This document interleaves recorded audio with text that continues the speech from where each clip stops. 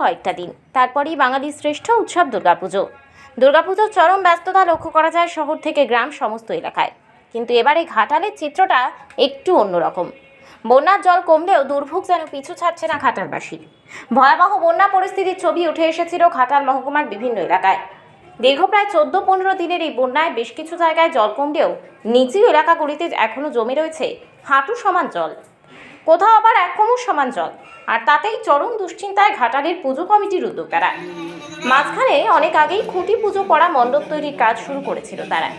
দীর্ঘ 10 থেকে 12 দিন বন্যার জলে ডুবেছিল ওই পুজো মণ্ডপগুলির প্রাথমিক পরিকাঠামো। বন্যার জল কিছুটা কমলেও ওই জায়গাতে এখনও জমে রয়েছে জল। যে সমস্ত এলাকাগুলিতে জাঁকজমকপূর্ণভাবে চলত দুর্গাপুজো, সেই সমস্ত এলাকায় জল জমে থাকায় পুজো কমিটির উদ্যোক্তাদের যে থিমের কথা চিন্তাভাবনা করা ছিল তা বাতিল করেও বাজেট কমিয়ে অন্যত্র জায়গায় নতুন করে পুজো কমিটি তৈরির কাজ শুরু করেছেন তারা। তবে হাতে গোনা আর মাত্র কয়েকটা দিন, এর মধ্যে কিভাবে এত কম সময়ে সমস্ত কিছু তৈরি করবে তা নিয়ে চরম দুশ্চিন্তায় রয়েছেন তারা।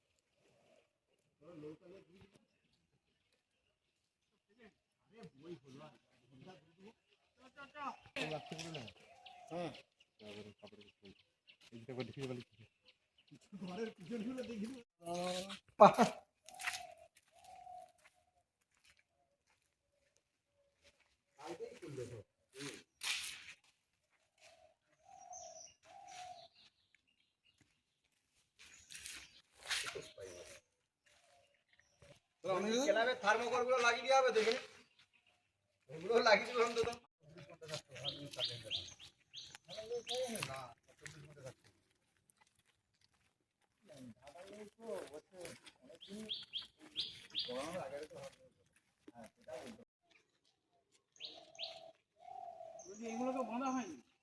পূজা হবে এখনো তো ঘাটালে জল। আমাদের এখনও তো প্যান্ডেলের নিচে এখনও 1 হাঁটুর উপরে জল আছে, কিন্তু মহালয় পরশু দিন, এরপরে এখনও বলছে তোমার বৃষ্টির এখনও প্রভাব আছে, নিম্নচাপের এখনও আছে। আমরা চিন্তা করছি যে আমাদের স্কুলের উপরে একটা জায়গা আছে, ওইখানটা আমাদের পূজা হবে, ওখানে পূজা আমাদের হবে, ওখানেই পূজা হবে। প্যান্ডেল তো মানে ভিত্তি স্থাপন অনেক দিন করা হয়েছিল, এখনো তো না, ওটা এখনও করা যাচ্ছে না। আমরা বলছিলাম যে যদি জলটা আকাশ ছেড়ে যায় তাহলে আমরা ওখানে টিউবওয়েল দিয়ে মোটামুটি একটা করে ফেলবো, কিন্তু এখন সবাই চিন্তা করছে যে প্রাকৃতিক দুর্যোগটা যখন থাকছেই তাহলে আমরা উপরেই করবো। কতদিন মতো জলটা জমে রয়েছে এরকম? এটা জলটা জমে রয়েছে ধরো যে তোমার এই 15 দিন। সেই তখন থেকেই এরকম অবস্থা? তখন থেকে অবস্থা জলটা কমে গেছিলো, এরকম কমে গেছিলো, আবার এর উপরে আবার নিম্নচাপটা হয়ে আবার জলটা উঠে গেলো, নাহলে জলটা মরে শুকনো হয়ে যেত। তাহলে এর পরের যে নিম্নচাপটা ঘুরে এসেই যে আবার চাপটা বন্যলটা করে দিল। হচ্ছে না? না, পুজো এই বছর ভালো করা হচ্ছে না, আর কোনো সিনও হচ্ছে না। পুজো হবে এটা মোটামুটি, ঠাকুরা হবে, পূজা করা হবে। কতটা চিন্তিত এই বিষয়টা নিয়ে? হ্যাঁ, এর বেশি কিছু করা যাবে না। আপনার নাম? আমার নাম কার্তিক মণ্ডল, চাউলি। এই পূজা কমিটির সদস্য? হ্যাঁ, পূজা কমিটি। তো কি চিন্তা ভাবনা করলেন আপনারা? আমাদের এখন যেখানে মণ্ডপ হয় আপনারা জানেন 7 নম্বর ওয়ার্ড চাউলি রামচন্দ্রপুর, যে সাতের পল্লী, আমরা বিভিন্ন আকর্ষণ আপনাদেরকে দিয়ে থাকি, বিগত বছরও দিয়েছিলাম। এবছর আমাদের ছিল থাইল্যান্ডের হোয়াইট টেম্পল এবং সঙ্গে 16 ফুটের প্রতিমা। এখন এমন অবস্থা রয়েছে যে জল আমাদের পিছু ছাড়ছে না, প্রায় 1 কোমর সমান জল এখনও রয়েছে। তাই আমরা সিদ্ধান্ত নিয়েছি কমিটি থেকে আমরা পুজোটা অন্যথা সরিয়ে অন্য জায়গায় করব, এবং ওইখানে কোনোভাবেই সম্ভব নয়। মানে আজও জল নেই, এখনও 1 কোমর সমান জল রয়েছে। ওই জলটা সরে গেলেও আমরা একটা চিন্তাভাবনা রাখতাম, কিন্তু আজ পর্যন্ত যেহেতু জল মরেনি, তাই আমরা অন্যথায় পূজা করার সিদ্ধান্ত নিয়েছি। কত বছরের পুজো? আমাদের 24তম বর্ষ এবারে হয়েছে। কত বাজেট? আমাদের বাজেট ছিল প্রায় 7 লক্ষ টাকার মতো, 6.5 7 থেকে একটা তো অ্যাপ্রক্স বাজেট বলা যায় না, প্রায় 6.5 থেকে 7-এর মতো বাজেট ছিল। দীর্ঘদিন ধরেই তো মণ্ডপ তৈরির কাজ চলছিল, সেটা তো খুলে ফেলা হলো। হ্যাঁ, কিছু করার নেই, এখন আমাদেরকে প্রকৃতির সঙ্গে সামঞ্জস্য বজায় করেই চলতে হবে। এবার সেই হিসেবে আমরাও দর্শকদেরকে একটা নতুন আকর্ষণ দেওয়ার জন্য চেষ্টা করেছিলাম, কিন্তু আমরা প্রতি বছরই আমরা ভেস্তে যাই আমাদের এই বন্যার জন্যই। কিন্তু আমরাও বিভিন্নভাবে আমরা অন্যান্য পুজো কমিটির মতো আমরা বেশি বাজেট রাখার চেষ্টা করি, কিন্তু আমাদের বন্যার জন্যেই সমস্ত ফ্লপ খেয়ে যায়। এবছর তার সাথেও আমরা অন্যান্য বছরের মতো এই বছরও আমরা একটা বাজেট নিয়েছিলাম ছোটোখাটো তার মধ্যেই, কিন্তু সেটাও আমাদের ফ্লপ হয়ে গেল। সেই জন্যই আমরা বন্যার জন্য প্রায় কোনো বছরই বাজেটকে বড় করে নিয়ে যেতে পারি না, ওই 6.5 7-এর মধ্যেই রাখতে হয়। এবং আমরাও চেষ্টা করব পরের বছর কিভাবে পুজো কমিটি থেকে আরও ভালোভাবে কিছু করা যায়। কেমন ভিড় হয় এখানে? আমাদের এখানে ভিড় বলতে যারা আসে তারা বুঝতে পারবে।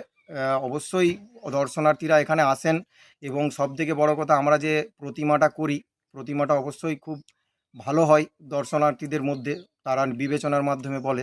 কিন্তু এবছর খুব ভালো প্রতিমা হওয়ার চিন্তাধারা ছিল, এবং 16 ফুট উচ্চতার প্রতিমা হয়েছিল।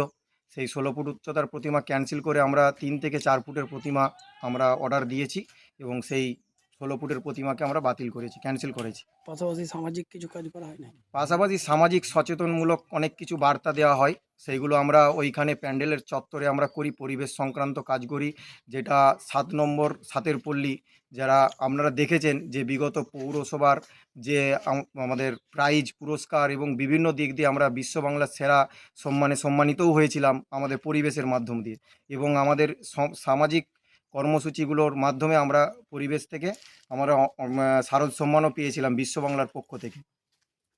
নাম, নাম অনিমেষ চৌধুরী। পূজা কমিটির নাম, পুজো কমিটির নাম সাতের পল্লী দুর্গাপুজো কমিটি। সদস্য। হ্যাঁ।